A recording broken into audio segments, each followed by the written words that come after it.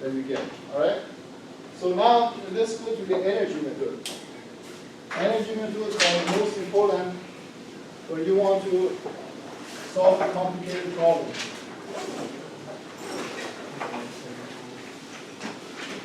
They are based on the laws of thermodynamics. Now you may wonder what I'm not a mechanical engineer. Thermodynamics. Do you guys have thermodynamics? You say, oh, thermodynamics is for like heat, temperature, mechanical engineering. I'm a civil engineer. But look, these principles are all related together. So the first law of thermodynamics, it says delta U negative delta 1U is equal to 0. Or work all external work, internal energy stored in form. So that's what it says. In fact, this principle, you even knew it before you come to college. You know that whatever external work, let's say I'm moving this block on this surface, right? I'm moving it, right? Obviously, I'm doing, if you consider this as a system, depending on what you find as a system, then the external work is the work that comes from the neighbors, the surrounding. In this example, if I move this rod, the external work is the work that I'm applying to this to move it from this point to another point. This will be stored in the internal energy, plus there are some dissipation here. Dissipation. Like for example, this has friction, right? So when I apply this force to move it, this friction is going to dissipate some of my energy, and it's going to convert it to heat. Also, there's going to be like dissipation in the form of noise. When I move this, if it's heavy, it makes a noise, right? That's some sort of energy. It all comes from my energy, the left side, the one that I apply. It's all going to be converted to another form. But mostly, in this part of the, we don't consider the dissipation term in this course, because here in the linear elastic region, all my energy is going to be stored in the deformation of the object. In the completely elastic, like a perfect spring deformation. There is not going to be heat or noise or anything. But is this valid? That means we have already dissipation zero in practice, even for civil engineers. No.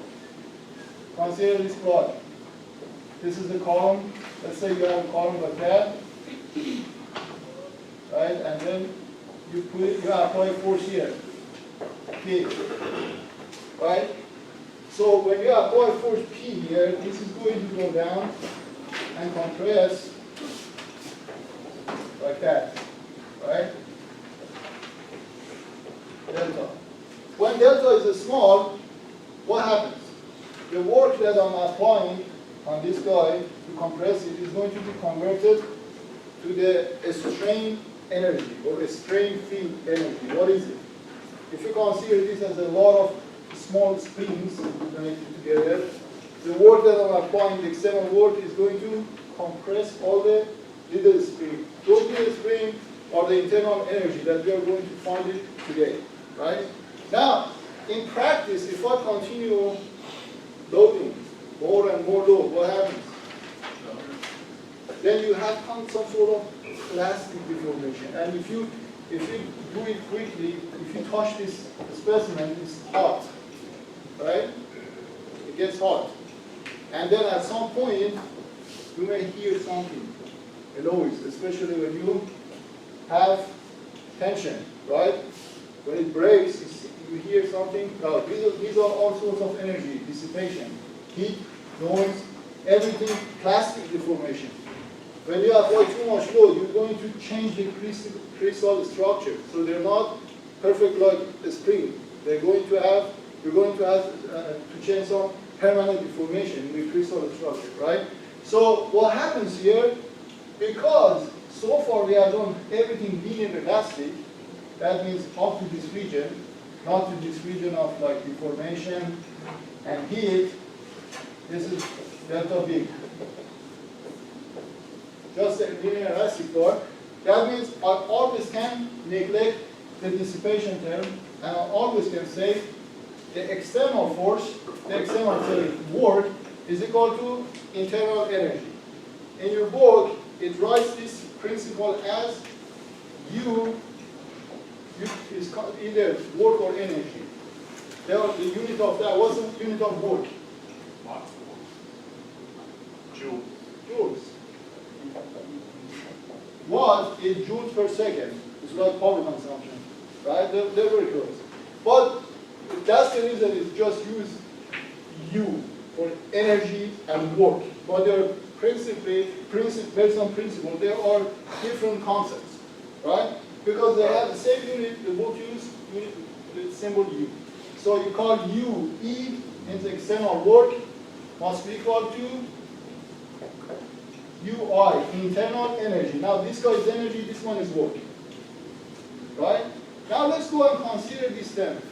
The reason that I'm teaching this, going back to this principle of thermodynamics, because you may consider this like a separate part and do double integration and separate, everything separate part, and then at the end you may say, well, there are a lot of different topics. How can I put them together? But this makes it like a unified framework, that everything goes back to the basic principles of thermodynamics, right? So now, we have so far, we have this equation. Now we want to consider what is the external work, what is the internal energy.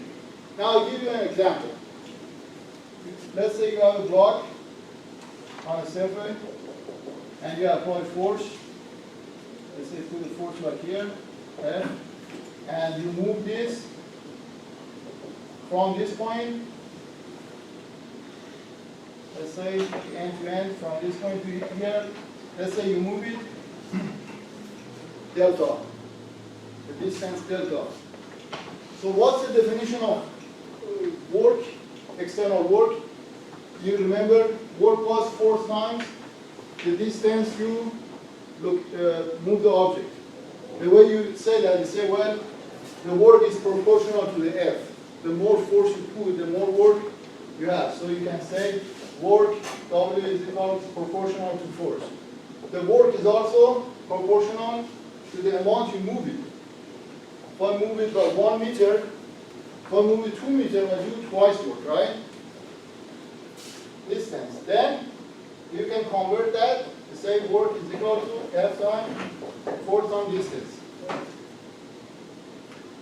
Now consider moment. If you have a screwdriver here and apply a torque, right? Then what would be the definition of work in that case? I have a perfect pure torsion. The work would be moment. You see, the work is proportional with moment. It's also proportional with amount you twist it. So the work would be, in that case, rotational case, the work would be moment times the angle, or T theta, whatever symbol you use for moment. You see that they have same analogy, like that. So let's go back to this example. So if I move this guy from here to here, right, I know that the work is proportional to force times delta x. But this is for when delta x is extremely small, right, in the order of like infinitesimal. So I can write the small amount of work is equal to F times dx. So the infinitesimal work that I spent on the object is equal to the force spent, right? This can be also a function of x times dx. Because why? Because your force could be changing when you apply this force to the object. It's not exactly the same. It's going to change on different intervals. So you have to write it in an infinitesimal form, right? If the force is constant, then you can say this formula, right? But the force, the actual thing is whatever you going to do, the force is going to be varying. So the actual work is the integral of fx dx from point A to point B. What about the moment? Force from the moment. Work from the moment is going to be integral md theta from theta 0 to some theta when you twist the object. So these are two formulas that we use for external things, right? Now we are ready to almost ready. We are almost ready to consider the first energy example for a bar. You see this the simplest one is just a constant cross-section bar, and then we have tapered bar, and then we have beam, right? Also, so let's consider that case. So I erase this.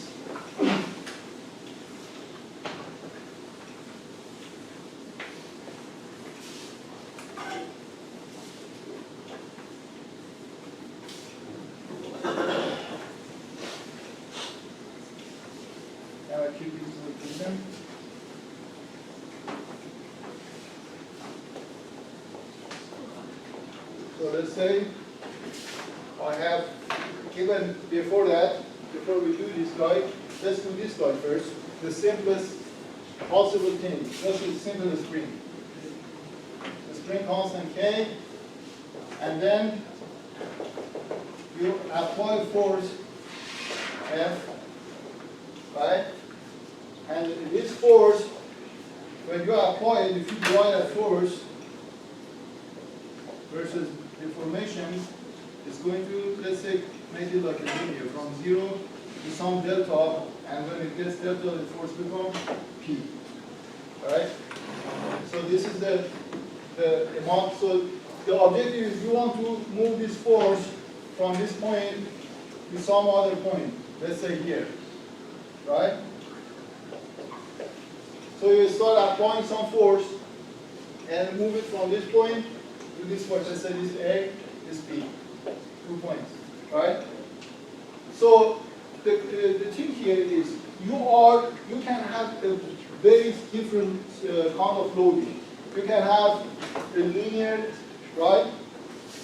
You can have instant, like you can instantly put it from 0 to P at the end, right? But you start from 0. But if you apply like instant load, then we have like dynamic, it's not equilibrium.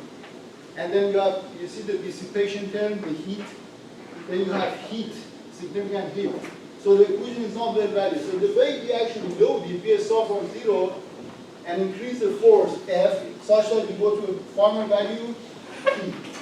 So P is not F, P is just value of force at the very end when you reach the point B. Right? So the objective is I want to find external load, external work external. So how can I find it? Okay. I'll go back to this definition. I write integral from A to B, right? Fx dx. You see that? So what should I write for f of x? Let's say this thing, you see this is from A, x is 0. X is equal to 0 here. And then when the spring goes to somewhere between here, what's the value of force at this particular x between A and B? Come back here. The force in the spring is equal to K times the amount of deformation. What's the amount of deformation? Just x. Because when x is 0, you don't have any deformation. So the x itself is your deformation. So instead of f of x, you write integral a to b. Instead of f of x, you use that formula, you write kx, and then you have dx. Right? So what would be my bounds for integral from x is equal from 0, right, to, and what is d when I reach to the end? Let's say delta, from delta, right? It's on delta.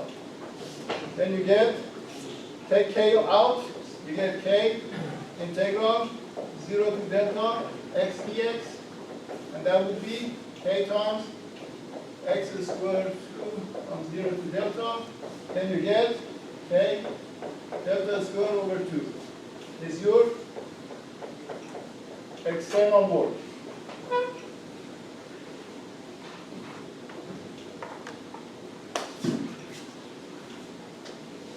But guys, what I am actually doing, this is the also internal energy, right? According to the principle that I said, external work is equal to internal energy. So in fact, as you can see, because I consider this system, I'm considering inside that this system, the amount of that each part is deformed and the amount of energy, this in fact, the external, the internal energy too, right? The internal energy is so large.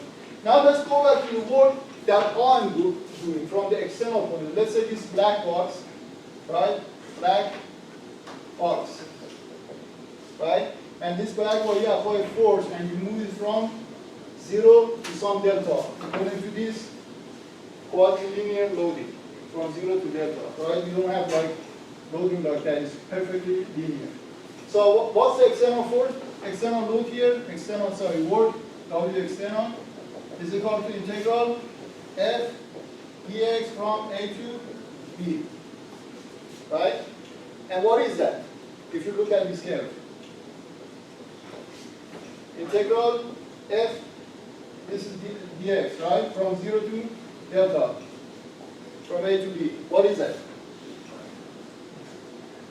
The area under this curve, the triangle. And what's the area of this triangle?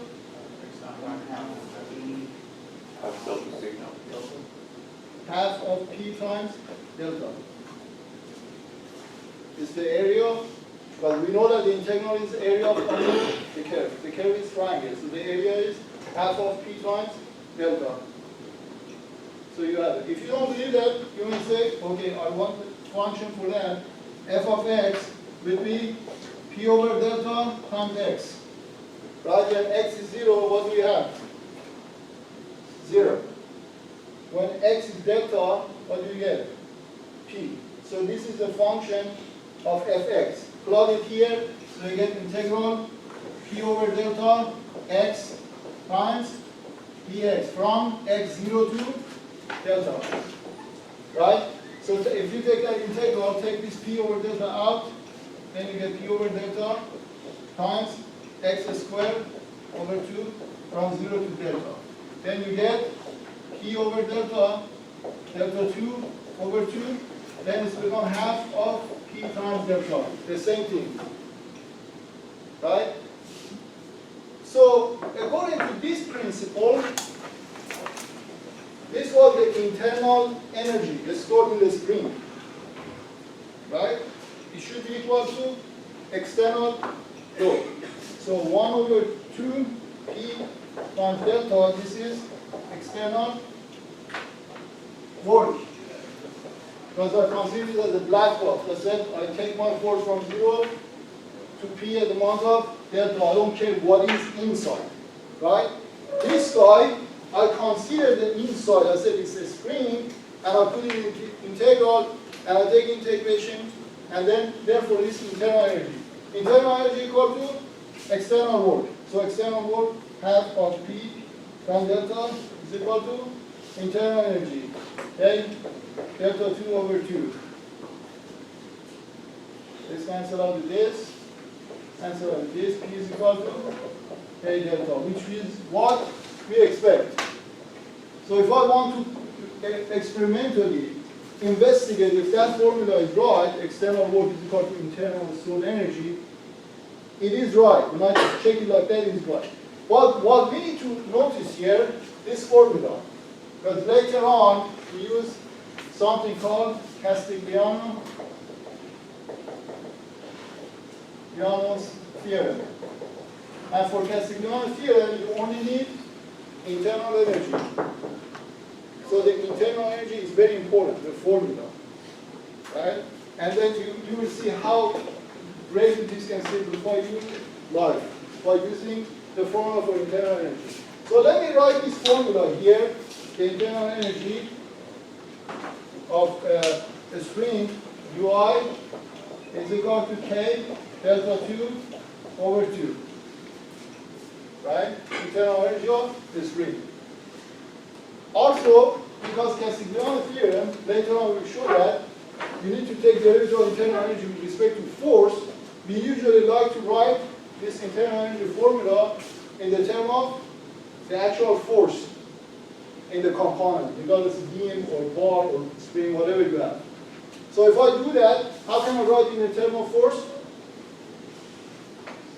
Instead of delta, put P over K. So you have internal energy is equal to A over 2 instead of delta, P over K squared. Then you have half of E squared over K. This is the first important formula. Internal energy is equal to half of the force squared divided by K. Okay? Now, let's go consider bar. If I consider the bar and do the same thing, what do I get? Let's say I have a bar here. Let's say I have a bar here. Where is it? And I apply this force of, which depends on X, and this A, E, L, and this is going to extend to this particular distance, delta. Then I want to apply the energy method. External work is equal to internal energy. So first let's find internal energy.